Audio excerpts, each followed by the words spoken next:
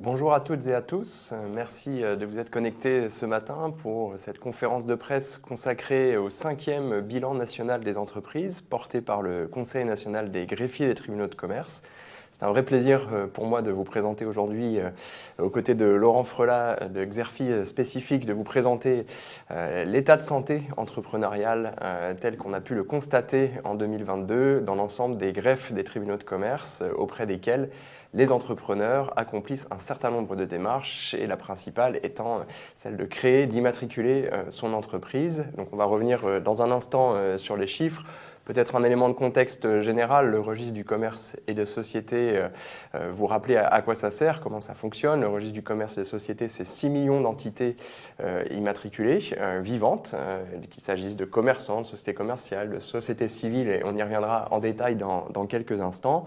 Et ces entités qui sont immatriculées au registre du commerce le sont par le biais du greffier du tribunal de commerce, à savoir un officier public et ministériel qui a la charge de la vérification des énonciations qui sont faites par les entrepreneurs pour s'assurer que ces déclarations soient conformes à l'état du droit et des règles applicables.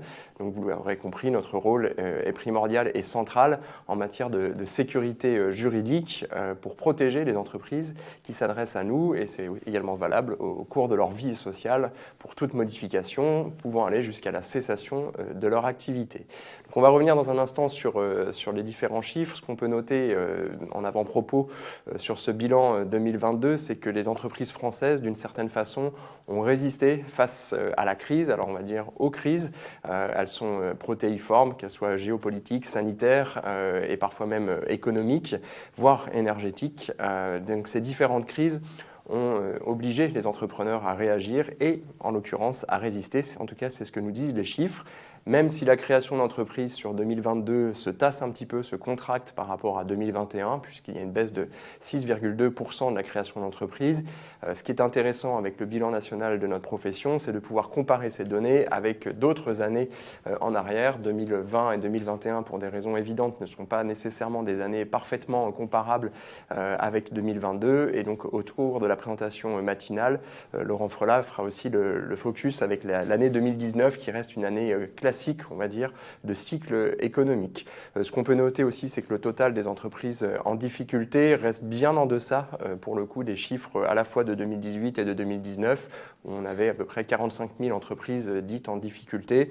Cette année 2022 nous a permis de constater que 37 500 entreprises étaient concernées par ce type de difficulté. Donc voilà, très rapidement, vous redonnez ce contexte, vous précisez que ce contexte précaire nous oblige, nous aussi, en tant que greffier des tribunaux de commerce, et notre rôle et notre objectif, bien sûr, au quotidien, c'est de rester au plus près du monde économique, en étant un service évidemment fiable, performant, source de sécurité et de fluidité dans les démarches des entrepreneurs. Et sans plus tarder, je cède donc la parole à Laurent Frelat, vice-président de Xerfi et directeur général de Xerfi Spécifique, qui nous accompagne dans l'analyse de ces données certifiées dans les greffes des tribunaux de commerce. Bien, bonjour. L'an dernier, à l'issue de cette même conférence de presse, j'avais eu l'imprudence, n'ayant pas peur des mots, de pronostiquer que le pire finalement avait été évité, que le cortège des mesures gouvernementales d'accompagnement de la crise sanitaire nous permettait d'envisager une année 2022 avec sérénité, une année qui s'annonçait même prometteuse. C'était bien sûr compté sans le choc exceptionnel provoqué par le conflit russo-ukrainien et ses conséquences en premier lieu sur les cours des matières premières et les prix des denrées alimentaires, de l'énergie, et bien évidemment leurs répercussions en chaîne sur l'inflation et sur le pouvoir d'achat. Du coup, le bilan de cette année, le bilan des greffes de tribunaux de commerce en témoigne. La dynamique entrepreneuriale française s'en est bien évidemment trouvée affectée, mais elle a fait preuve d'une résistance tout à fait remarquable. Les radiations qui avaient déjà progressé l'année dernière sont restées effectivement sur une dynamique relativement forte pour la deuxième année consécutive. Elles ont donc progressé, mais les procédures collectives, elles, bien qu'en hausse, restent sur des niveaux inférieurs, comme le signalait tout à l'heure Thomas Denfert, des niveaux inférieurs à ceux de l'avant-crise, à ceux de l'année 2019, année à laquelle il convient de se référer effectivement pour avoir un comparatif qui ait du sens. Et si les immatriculations d'entreprises marquent le pas, elles aussi, elles demeurent sensiblement supérieures à l'excellent cru qu'avait constitué l'année 2019, année qui était dans le prolongement donc, de la reprise économique de 2017-2018 et qui peut, d'une certaine façon, être considérée comme une référence, comme une sorte d'étalon de mesure. Si on rentre maintenant dans le vif du sujet, on va commencer par le chapitre qui concerne les immatriculations. Les immatriculations ont fait preuve d'une excellente résistance, avec donc 6,2% de recul, effectivement, par rapport à 2021, mais un niveau qui reste sensiblement supérieur, on va le voir dans un instant, à celui d'avant-crise.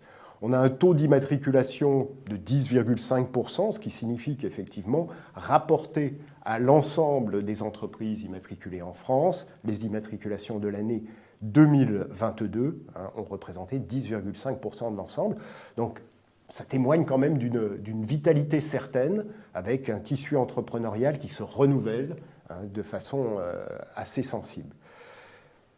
Concernant donc le comparatif aux années précédentes, alors vous noterez des écarts entre les chiffres que je viens de vous présenter et ceux effectivement qui vous sont fournis en historique, pour la bonne et simple raison que les DROM ont été intégrés donc à ce bilan à partir de l'année dernière, mais que nous ne disposons pas à l'heure actuelle d'un comparatif long, notamment se référant à l'année 2019. Donc le comparatif que je vous propose ici est bien évidemment hors DROM.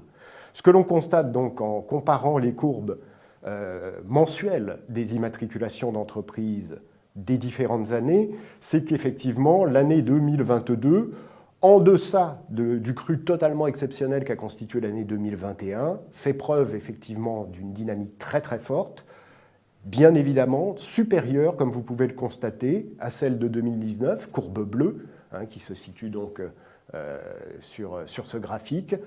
Le comparatif de la courbe violette 2022 avec la courbe bleue 2019 témoigne du fait que tout au long de l'année, et même sur le deuxième semestre, qui a pourtant été affecté bien évidemment sur le plan économique par le début de ralentissement, on conserve effectivement une dynamique très positive en termes de création d'entreprises.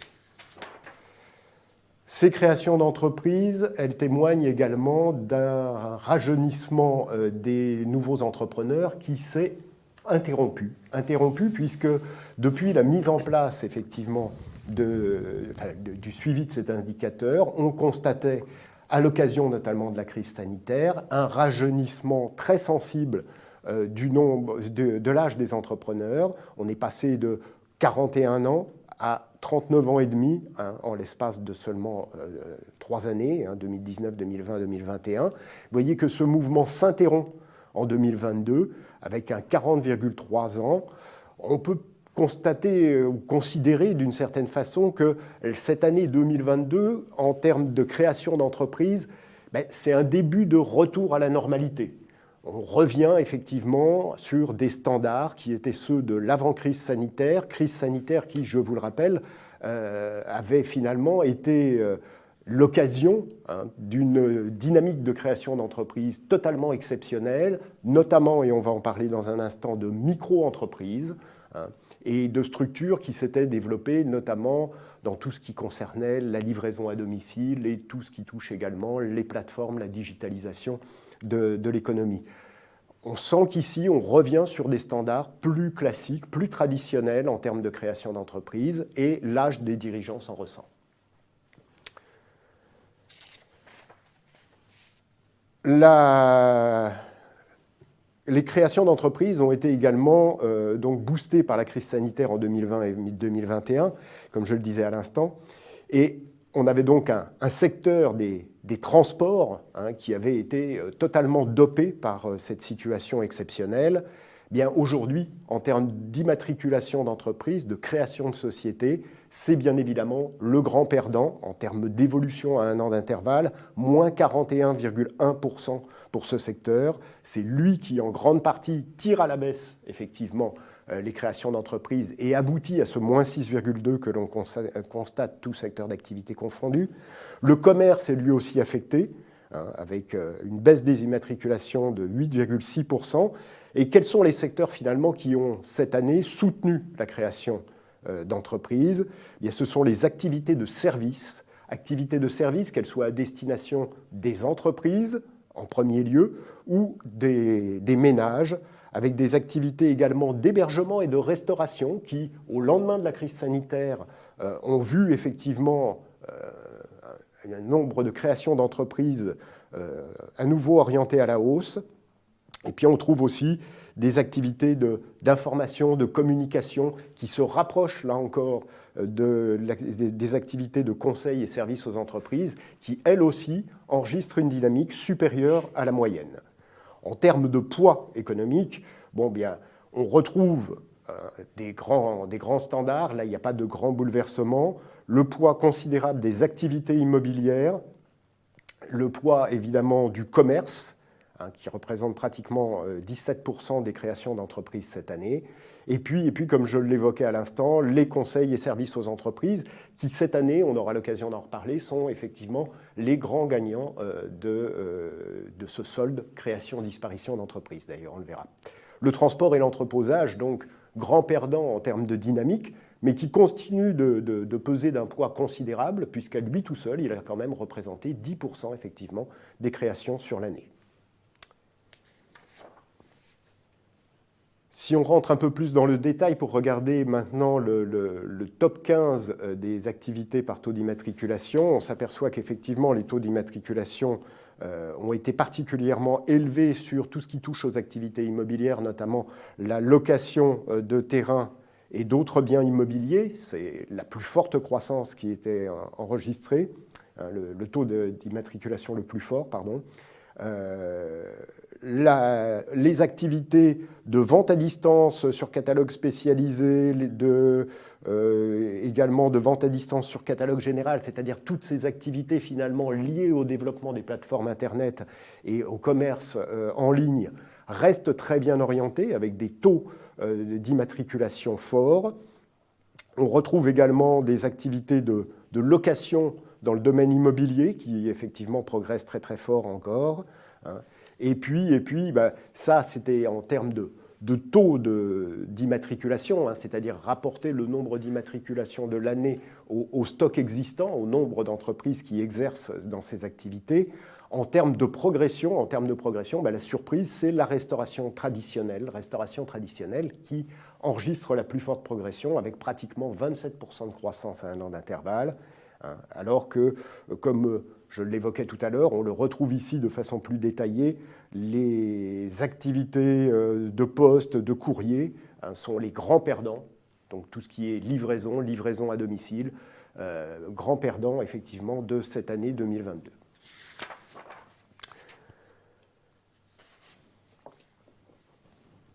Corrélativement à la baisse du transport, et donc la baisse, on l'a vu tout à l'heure, de l'âge des dirigeants au moment de la création d'entreprise, l'auto-entrepreneuriat régresse. Tout ça, c'est lié, bien évidemment. On a des entreprises individuelles qui sont en baisse en termes de nombre d'immatriculations de 13,4%.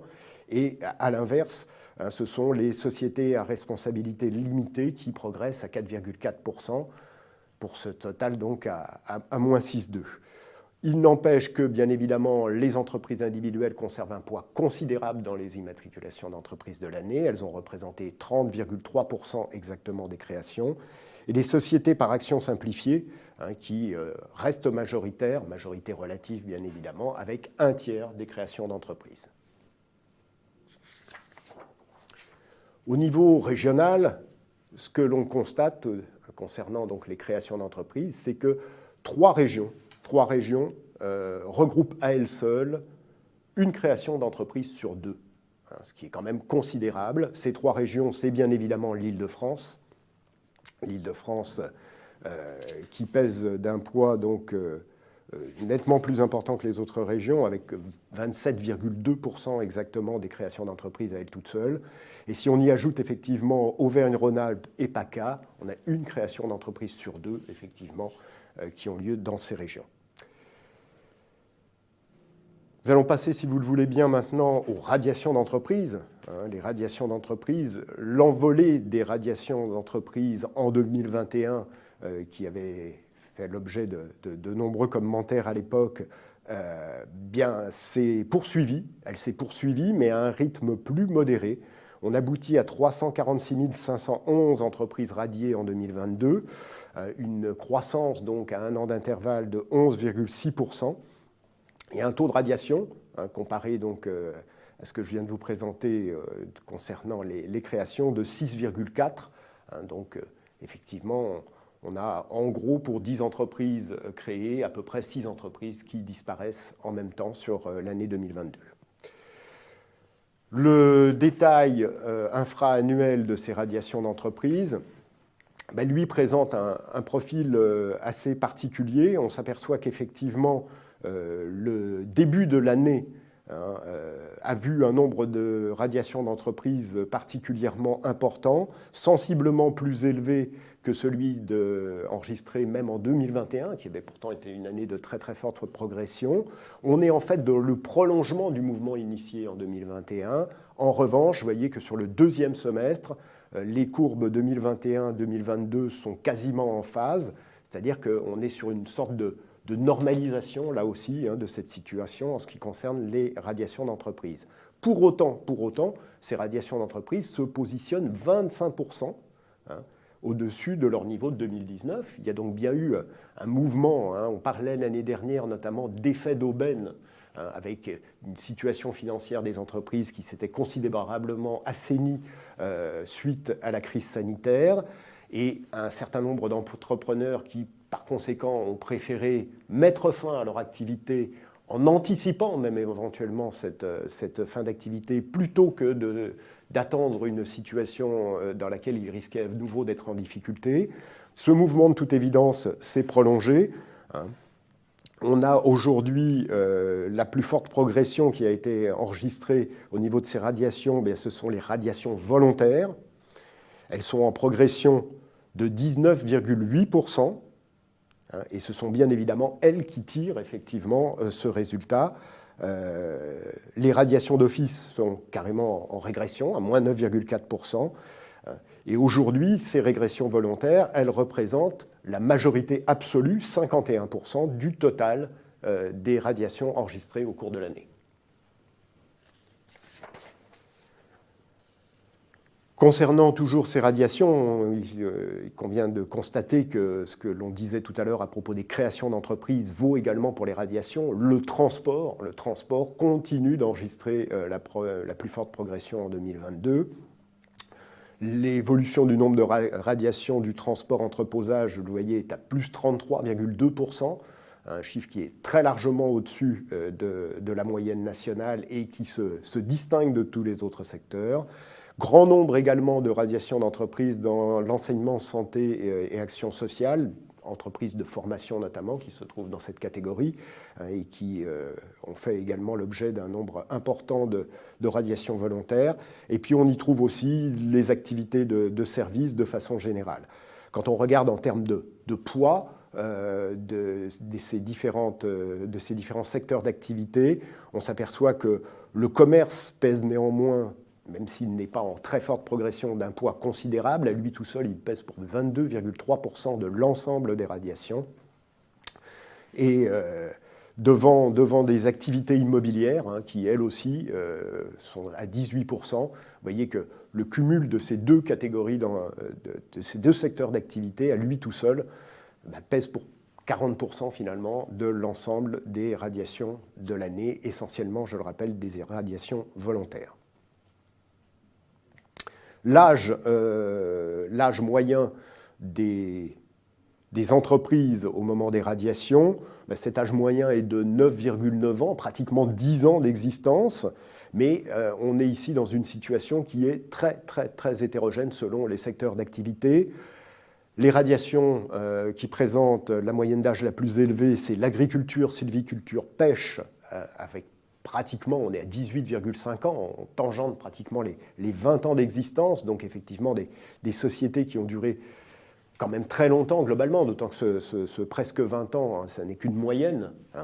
Il comprend bien évidemment des situations là encore très très différenciées. Et vous voyez qu'à l'autre bout, effectivement, du spectre de ces âges d'entreprise, on trouve le transport et l'entreposage, toujours lui, qui effectivement, avec une durée de vie moyenne de 4 ans, donc quand même quelque chose de très court, vous le voyez, puisque ça signifie qu'effectivement, avec des entreprises qui auront duré 1 an, 2 ans, 3 ans, on a un quasi-équilibre avec celles qui auront duré finalement, on est sur un quasi-maximum pour ces entreprises-là d'une dizaine d'années, si on veut raisonner effectivement par grande masse. Donc, des situations très très différenciées. Vous noterez, si on prend le temps de regarder un petit peu plus en détail, que les activités immobilières se situent sur des niveaux bien moindres que la partie agriculture, mais sont également sur des niveaux quand même élevés, tout comme l'industrie manufacturière. On est là aussi au-delà des 10 ans, et même au-delà des 12 ans. À l'inverse, si on va sur des activités de type information, communication, conseil aux entreprises et même les activités de commerce, vous voyez qu'on est sur des niveaux qui sont là aussi plutôt faibles, inférieurs à 10 ans. Donc on a vraiment effectivement une très grande diversité à ce niveau-là qui témoigne d'une durée de vie, c'est une évidence ce que je vais énoncer, une quasi-tautologie, mais une durée de vie courte finalement pour des activités relativement nouvelles, et à l'inverse, pour des activités beaucoup plus traditionnelles, des durées de vie beaucoup plus longues, qui témoignent justement donc de cet effet de création d'entreprises, mais de création qui vont nécessiter un renouvellement, voire même des mouvements, et je l'évoquerai tout à l'heure, des mouvements de rationalisation sur des secteurs où il y a un afflux fort, effectivement, de nouveaux intervenants et où, bien évidemment, la situation économique se tendant un tout petit peu, ça provoque bien évidemment également des tensions et une rationalisation du nombre d'entreprises intervenant. Si vous le voulez bien, nous allons passer maintenant aux ouvertures de procédures collectives, le troisième volet donc, de ces statistiques des greffes de tribunaux de commerce. Le nombre d'entreprises en difficulté a été établi à 37 468 ouvertures de procédures collectives, une progression sensible par rapport à 2021, plus 52%. On est pourtant sur un taux de procédure qui, lui, est de 0,7%. On retrouve nos chiffres de tout à l'heure et en les cumulant à ceux des radiations, on est donc à peu près sur, pour 10 entreprises créées, 7 entreprises qui soit disparaissent, soit sont en difficulté. Donc un solde qui reste quand même largement positif. Ce bond de 52%, il faut quand même le relativiser. D'abord, ce 52%, c'est par rapport à un niveau qui était historiquement bas en 2021. Et si on regarde justement un comparatif sur plusieurs années, on s'aperçoit que finalement, les procédures collectives, malgré ce bond, restent inférieures de 15% à leur niveau d'avant-crise, à leur niveau de 2019, qui, je le rappelle, était une année que l'on peut considérer comme une année de référence et une année plutôt favorable en termes de création d'entreprises et à l'inverse, effectivement, une année avec un nombre de procédures collectives relativement faible. Donc, effectivement, un retour à la normale, on pourrait conclure de cette façon, retour à la normale par rapport à une situation de crise sanitaire totalement exceptionnelle, mais pour autant, on reste sur des niveaux qui sont un peu plus favorables que ceux d'avant-crise. Concernant donc ces procédures collectives, que constate-t-on ? On constate tout d'abord que l'hébergement et la restauration a fait l'objet de la plus forte progression d'ouverture de procédures collectives, plus 103,5%. De la même façon, on va trouver que les secteurs de l'enseignement, santé, action sociale, les activités de services, les activités d'industrie manufacturière et extractive vont effectivement progresser très très fort. Si on se focalise maintenant sur le top 15 des activités qui vont être les plus représentées, eh bien, il y a un métier qui fait l'actualité en ce moment, compte tenu des difficultés rencontrées suite à l'explosion des coûts de l'énergie, c'est la boulangerie-pâtisserie, qui est le secteur qui présente le taux de procédure collective le plus élevé, 2,5% du total des entreprises de boulangerie-pâtisserie, effectivement, ont fait l'objet d'une procédure collective au cours de l'année 2022. Ce sont les grands perdants, effectivement, de cette année, devant les transports routiers de fret de proximité, 2,1%, 2% pour le commerce d'alimentation générale, la restauration traditionnelle également est à 2%, les débits de boissons à 1,9%. J'évoquerai également, même s'ils sont un petit peu plus bas dans la liste, la restauration de type rapide à 1,6% et le commerce de détail d'habillement en magasins spécialisés 1,3%. En énumérant ces différents secteurs, finalement, j'adresse l'ensemble du commerce de proximité et de toutes ces activités effectivement de commerce et de services de proximité. Ce sont elles qui ont été en proportion les plus affectées effectivement par les procédures collectives au cours de l'année 2022 et donc celles qui se sont retrouvées le plus fréquemment en difficulté. Ces activités de commerce de proximité, de restauration, si on y ajoute l'activité de construction, représente finalement 57% des procédures collectives qui ont été engagées au cours de l'année 2022. Vous voyez que les autres activités, et même si elles enregistrent des progressions fortes, et j'ai commencé par là mon commentaire, l'industrie manufacturière ou les conseils et services aux entreprises pèsent d'un poids encore relativement modeste comparé évidemment à ces activités de commerce, restauration, débit de boissons et construction.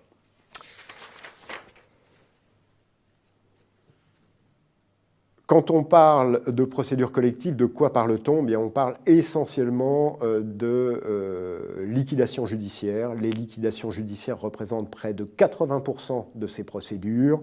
Liquidation judiciaire simple ou liquidation judiciaire simplifiée, pardon. Pour le reste, on retrouve quelques 19% de redressement judiciaire et des procédures de sauvegarde pour 2,5% de l'ensemble. Les liquidations judiciaires sont également, au-delà du fait de peser pour 80% de l'ensemble, les procédures qui ont progressé le plus sensiblement. Voilà, j'en ai fini avec cette présentation. Je voudrais terminer par deux petits mappings auxquels vous êtes peut-être à présent habitués, compte tenu du fait que je les présente assez régulièrement. Il s'agit ici donc de la mise en regard du taux d'évolution des immatriculations et du taux d'évolution des procédures collectives. On aurait pu faire le même exercice, effectivement, en ajoutant radiation et procédures collectives, mais on aurait abouti à un résultat sensiblement identique. Ça permet de créer un petit mapping, de le diviser en quatre cadrans. Les secteurs d'activité porteurs, ceux qui bénéficient à la fois finalement d'un taux favorable en termes d'immatriculation et à l'inverse de peu de procédures collectives, bien là, le grand gagnant de l'année 2022, on le voit de façon flagrante, c'est le conseil pour les entreprises, conseil et services pour les entreprises qui se situe effectivement dans ce cadran et qui pèse d'un poids considérable sur l'ensemble des créations-disparitions. Vous trouvez à l'inverse des secteurs qui sont beaucoup plus malmenés. Alors, le premier d'entre eux, on l'a vu, c'est le transport et entreposage, mais avec cette particularité d'avoir connu donc des années totalement folles pendant la crise sanitaire, avec une effervescence de création qui est absolument exceptionnelle. On retourne à la normale et puis il y a une forme de rationalisation de ces activités qui fait qu'effectivement, elles sont d'une certaine façon quand même les perdantes de l'année 2022. De façon plus traditionnelle et pesant d'un poids beaucoup plus lourd, c'est les activités de commerce en général, avec là encore un mouvement très certainement de rationalisation au sein des formes de commerce modernes et à l'inverse de concurrence qui amène à la disparition d'un certain nombre de commerces plus traditionnels. Vous avez également dans le cadran qui se trouve en bas à droite les activités à fort turnover, c'est-à-dire qui ont fait l'objet à la fois d'un nombre important de créations comme de disparitions. On va y trouver l'enseignement et l'action sociale essentiellement boostées, comme je le disais tout à l'heure, par les sociétés de formation. On va y trouver également les activités de service, essentiellement à destination des ménages, et on va y trouver l'hébergement-restauration. Hébergement-restauration qui, finalement, résiste bien à la crise, connaît effectivement un fort turnover, beaucoup de créations, beaucoup de disparitions, un système, donc un secteur très vivant. Voilà pour l'essentiel. Plus proche du centre et plus proche donc d'une situation proche de la moyenne, on va trouver des secteurs tels que la construction, tels que l'industrie, qui constituent effectivement les grands piliers de l'activité économique française encore à l'heure actuelle. Au niveau régional, la situation a considérablement changé par rapport à ce que l'on observait les années précédentes.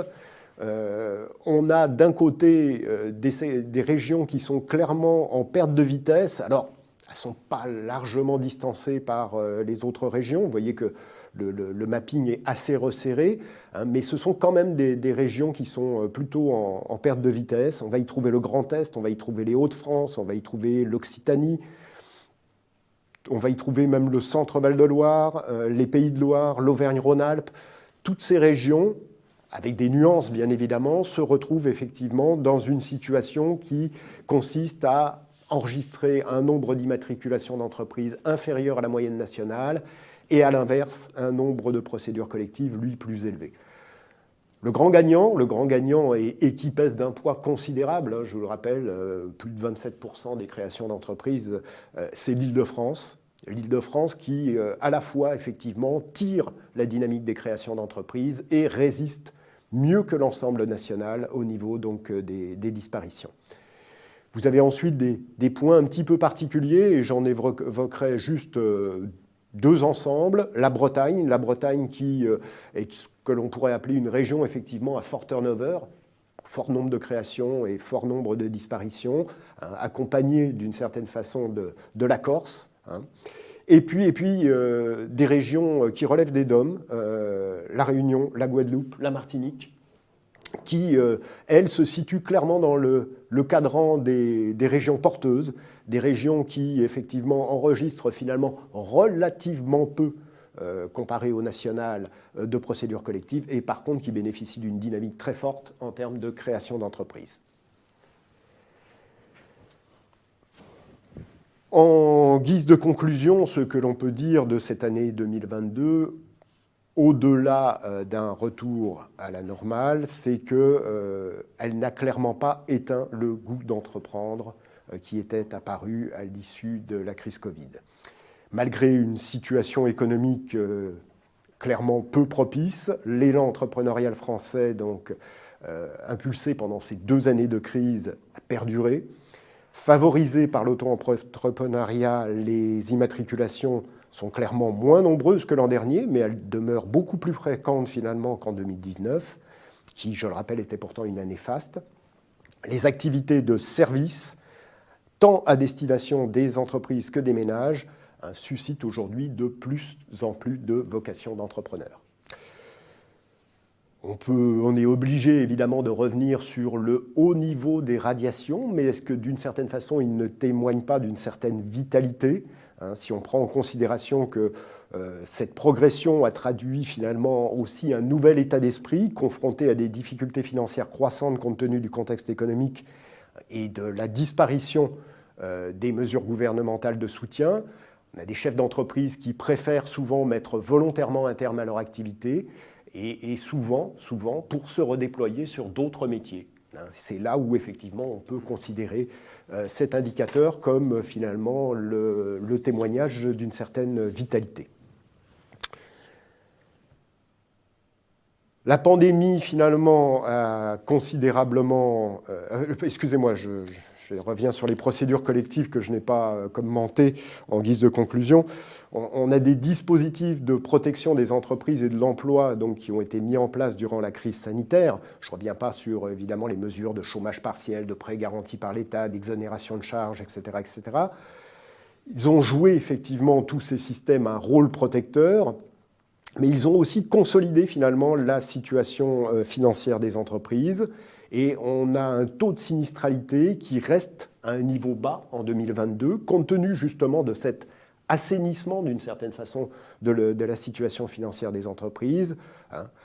Malgré cela, on l'a vu, le commerce et dans une moindre mesure la restauration paie un lourd tribut, mais pour la partie restauration, avec la petite nuance que j'apportais tout à l'heure, c'est-à-dire une capacité à se régénérer particulièrement forte. La pandémie, donc, en guise de conclusion, a modifié nos modes de vie, nos habitudes, et tout cela a favorisé l'émergence de nouvelles tendances de consommation. Ça a créé des débouchés, de nouvelles opportunités pour les entrepreneurs. Et puis, parallèlement à ça, la crise énergétique qui a donc suivi et toutes ses conséquences, ça a provoqué évidemment un resserrement des débouchés, ça a amplifié la baisse du pouvoir d'achat et ça a fragilisé ces activités. Et on s'est retrouvé donc dans une situation où, ce qui en témoigne de façon la plus flagrante, le secteur du transport et de l'entreposage, par exemple, après effectivement une croissance complètement folle pendant les années 2020-2021, il s'est rationalisé.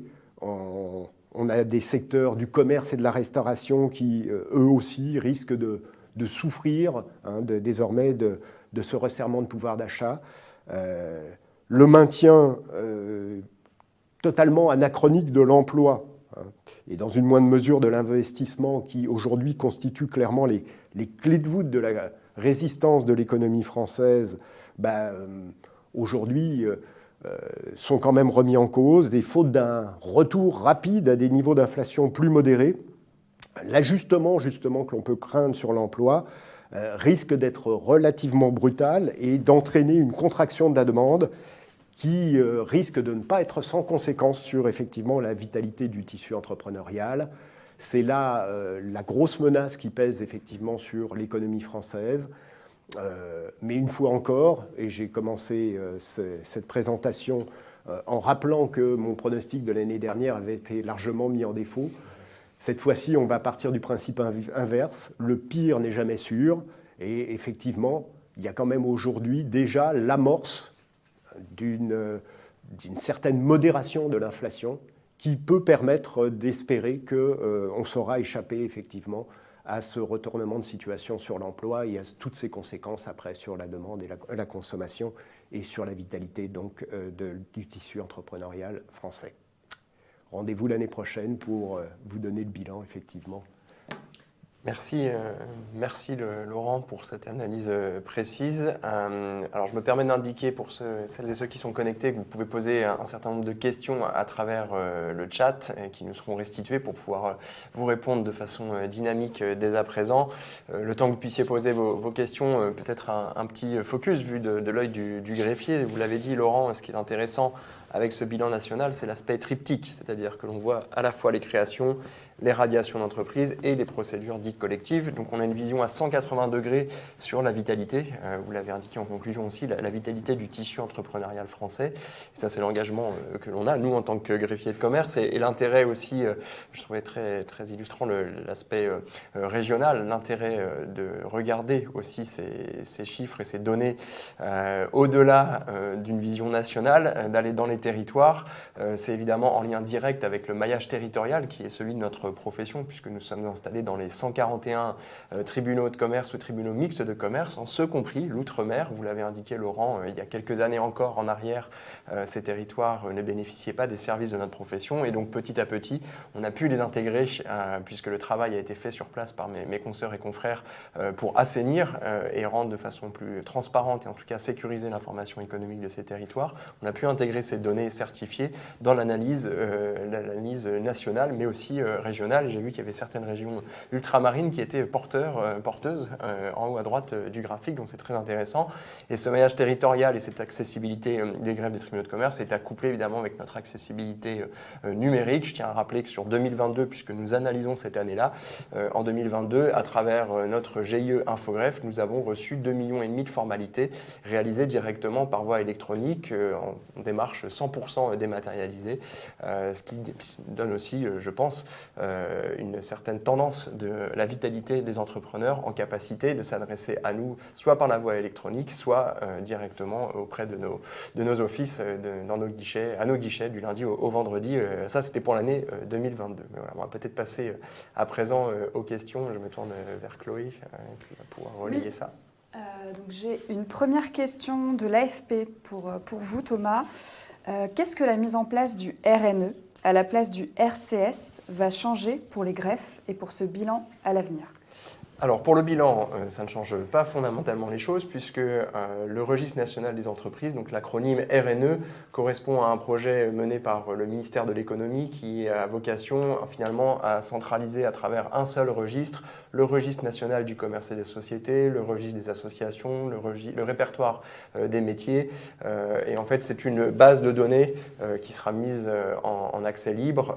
Depuis le 1er janvier, ce dispositif doit normalement fonctionner, est en accès en open data sur le site du ministère de l'économie et porté par l'Institut national de la propriété industrielle. Au titre du registre du commerce et de la société, les missions demeurent, c'est-à-dire que le greffier est toujours l'opérateur étatique, l'opérateur délégué par l'État dans ses missions de service public pour réaliser le contrôle de légalité des informations qui sont soumises à immatriculation au registre du commerce et des sociétés. Donc le rôle du greffier demeure.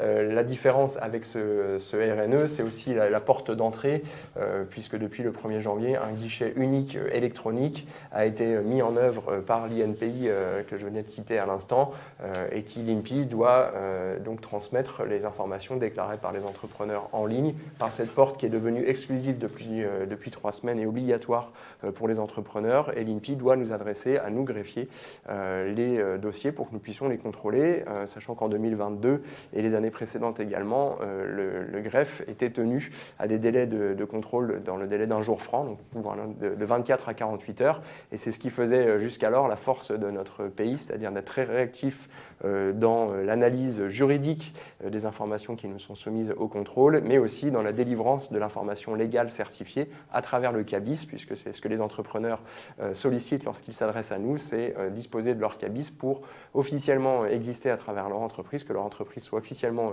connue et qu'elle puisse employer des salariés, souscrire des contrats et démarrer leur activité. Donc c'est ça l'enjeu, en espérant avoir répondu à votre question. Une question à nouveau pour Laurent Frelat.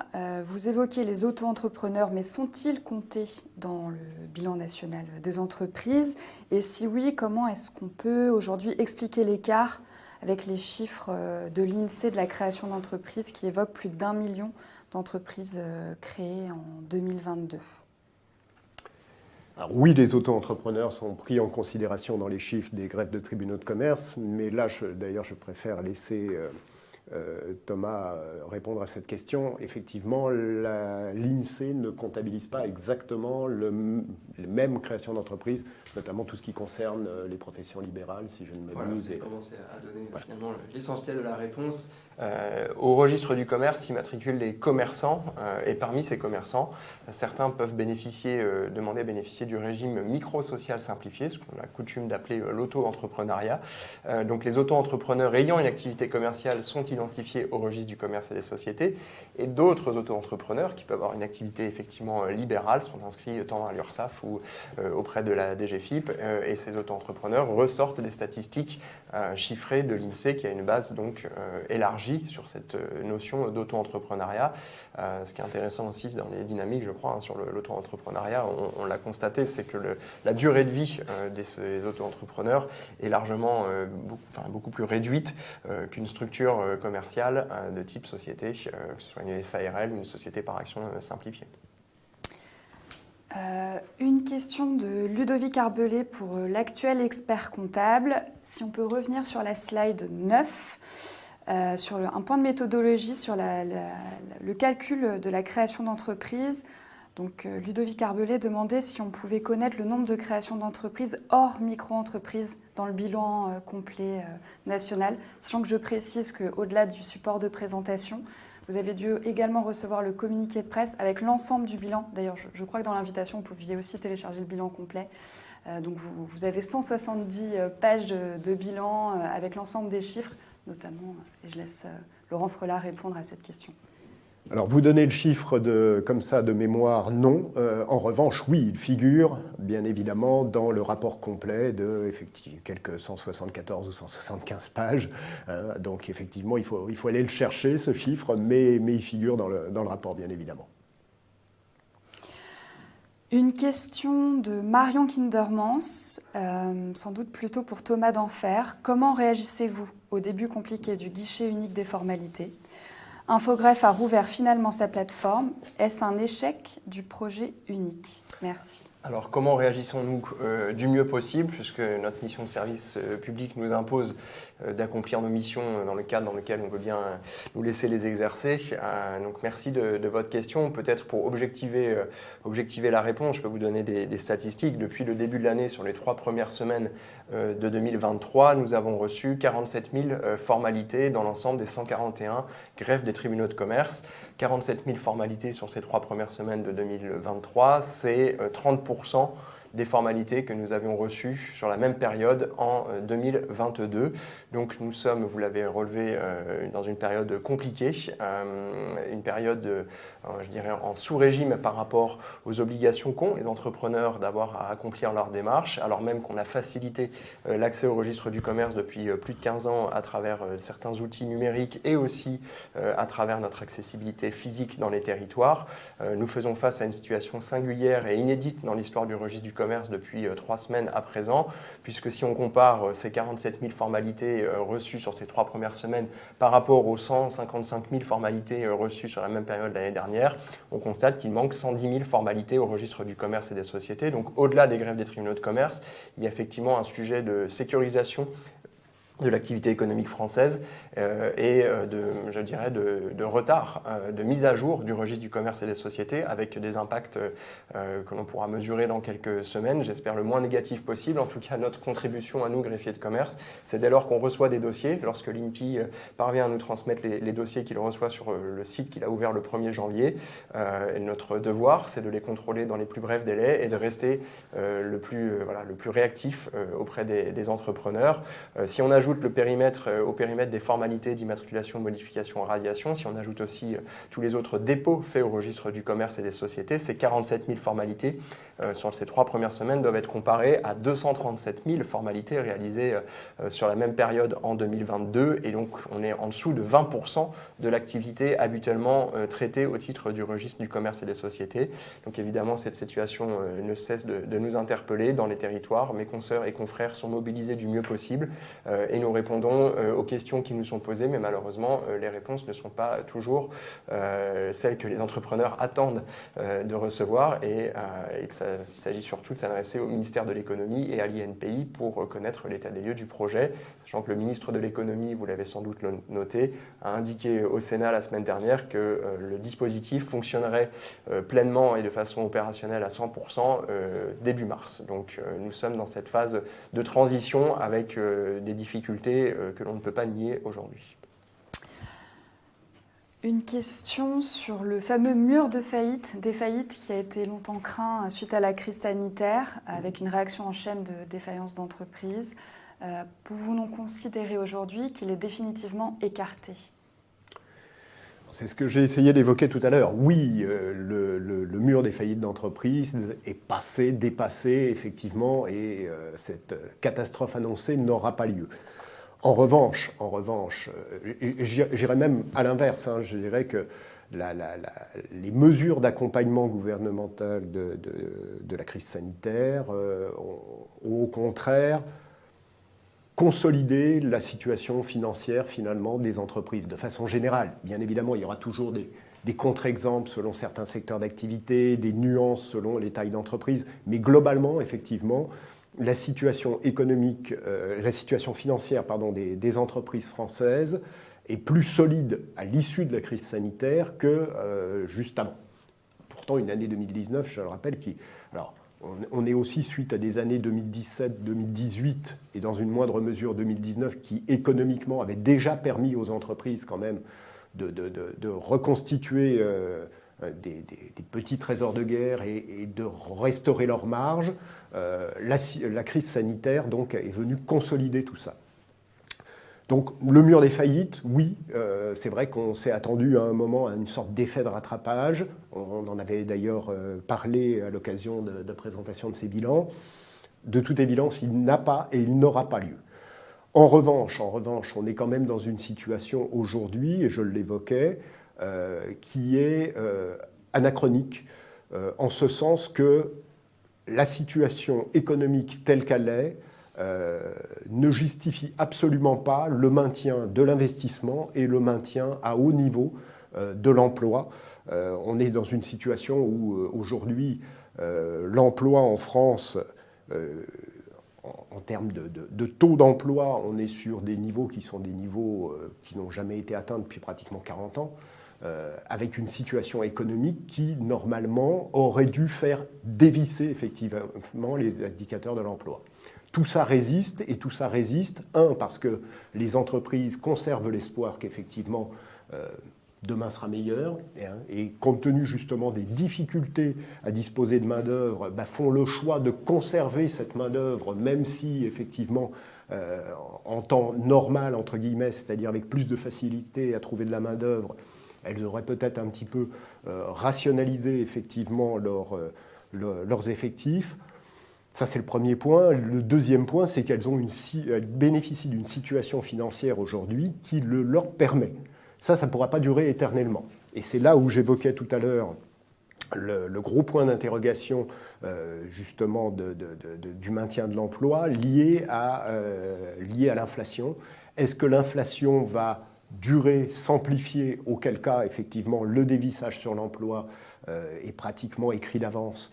Et il aura effectivement des répercussions à ce moment-là en boucle sur la consommation et donc sur l'activité économique. Ou est-ce que l'amorce de modération de l'inflation qui est déjà amorcée outre-Atlantique va arriver à temps pour que justement on n'enclenche pas ce système et se retrouver dans une situation qui aujourd'hui n'est pas obligatoirement le scénario le plus probable, mais qui n'est pas totalement écarté, une situation où finalement les entreprises auront, pendant une certaine période, décidé de faire un petit peu le dos rond, sans prendre pour autant de mesures préjudiciables à l'activité économique. Et effectivement, à ce moment-là, l'année 2023 sera peut-être une année de meilleure facture que ce que l'on peut imaginer à l'heure actuelle. Malheureusement, on le voit, il y a quand même déjà un certain nombre on parlait de licenciements, on parlait de défaillance d'entreprises. Il y a quand même un certain nombre de grandes sociétés emblématiques qui aujourd'hui commencent à connaître des difficultés. Il ne faudrait pas effectivement que la situation, notamment en termes d'inflation et d'altération du pouvoir d'achat, perdure. Voilà, merci Laurent. Je crois que nous arrivons au bout de cette conférence de presse. Merci à toutes et à tous pour votre attention au cours de ce début de matinée. N'hésitez pas évidemment à vous rendre sur le site du Conseil national des greffiers et des tribunaux de commerce, cngtc.fr. Vous retrouverez l'observateur statistique à la fois en ligne et dynamique avec des cartes interactives et à la fois évidemment le bilan national, mais aussi bientôt et prochainement la mise à jour des bilans départementaux des entreprises. Et je vous dis à l'année prochaine pour les prochaines analyses. Merci, au revoir.